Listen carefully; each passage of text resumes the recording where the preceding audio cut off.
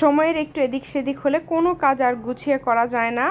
আর দেখা যায় যে টাইমলি যেই কাজগুলো করা যায় না সেগুলো পরবর্তীতে আর হতেও চায় না।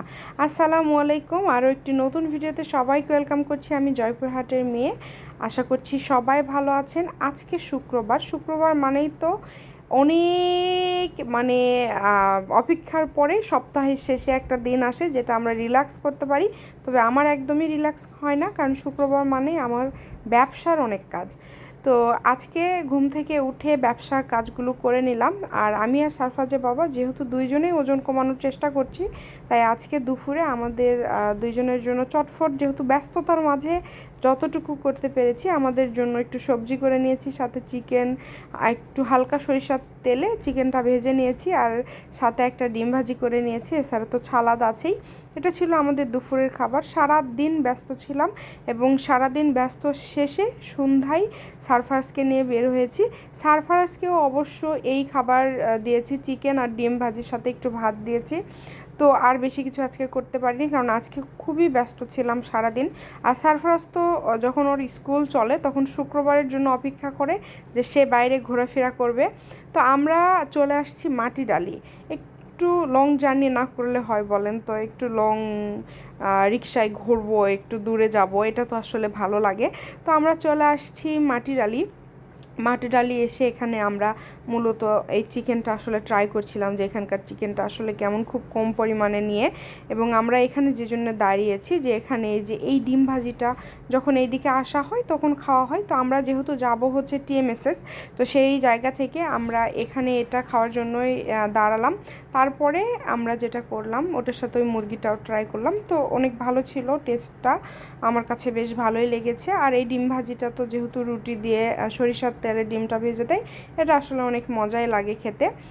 আসলে সারা সপ্তাহ শেষে বা সারাদিন কাজের শেষে একটু ভালো লাগা বা একটু হচ্ছে যেটাই বলি না কেন, বাচ্চাকে নিয়ে ঘোরাফেরা বা বরের সাথে একটু ঘোরাফেরা, সব কিছু মিলিয়ে একটু ভালো লাগে যাতে, এই জন্যই মূলত এত কষ্ট করে বের হওয়া। কারণ সারাদিন যখন কষ্ট করা হয় তখন রাতের বেলা আর মনে হয় না যে কিছু একটা করি বা কোথাও যাই। তারপরেও তো আসলে উপায় নেই, যেহেতু এই যে একটা দেখতে পাচ্ছেন চাঁদের টুকরাকে জন্ম দিয়েছি, সেই চাঁদের টুকরার জন্য সব কিছু আসলে করতেই হয় শত ব্যস্ততার মাঝে। এর মধ্যে আবার বৃষ্টি চলে আসছে। দেখেন, এখানে এসে আমার একটা চাচাতো ভাইয়ের সাথে দেখা, ওর সাথে কিছুক্ষণ গল্প করলাম। ওরা আসলে এখানে মুরগি খেতে আসছে। তো যেটা বুঝলাম এখানকার মুরগিগুলো ভালোই। আর এর মধ্যে বৃষ্টি, ওখানে 10-15 মিনিট আটকে ছিলাম, তারপরে আবার আমরা চলে যাচ্ছি টিএমএসএসের দিকে। তো এই যে রাতের বেলায় রিক্সায় ঘুরছি, বেশ ভালোই লাগছে। তবে আমাদের বেশিরভাগ এই দিকে আসা হয় না, মাসে হয়তো বা 1-2 বার এইরকম। আর আমার এই মেন রোডগুলোতে যেতে খুবই ভয় লাগে, কারণ আমি অনেক বেশি ভয় পাই। সারা বাংলাদেশের যে কোনো জায়গায় আমাকে রাস্তা পার করতে বলেন, ছোট রাস্তা বড় রাস্তা, মানে আমি খুবই বেশি ভয় পাই রাস্তা পার হতে।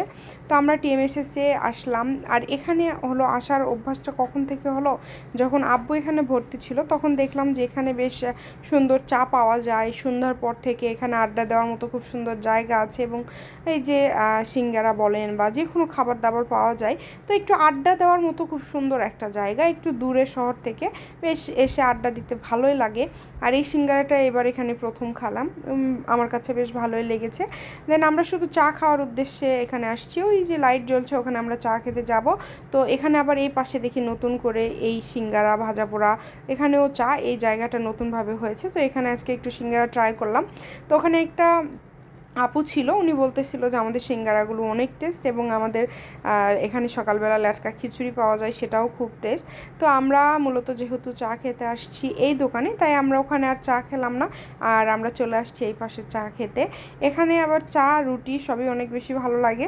চা খাওয়ার সময় চায়ের ভিডিও নিতে পারিনি, গল্পে এত বেশি গল্পে মনোযোগ ছিল যে ওইটার ফুটেজটা আর নেওয়া হয়নি। চা খাওয়া একদম শেষ। এই যে এখন আমরা হচ্ছে এখান থেকে আবার চলে যাব। তো যাওয়ার পথে একটু কেনাকাটা আছে, মানে এই দিকে আসলে আমি যাওয়ার সময় কিছু না কিছু কেনা থাকলে আমি সেই জিনিসগুলো একদম বাসায় নিয়ে যাই, কারণ সব কিছু তো একদিনে লাগে না, দেখা যায় মাঝে মাঝে একটু একটু এটা সেটা লাগে। সারফরাজের তো মোটামুটি অনেক খাবার দাবার সব সময় কিনে রাখা হয় বাসায়, তারপরেও স্কুলের টিফিনে যেহেতু রেগুলার দেওয়া লাগে, তো সেক্ষেত্রে একটু এটা সেটা সব সময় আমার নেওয়া থাকেই।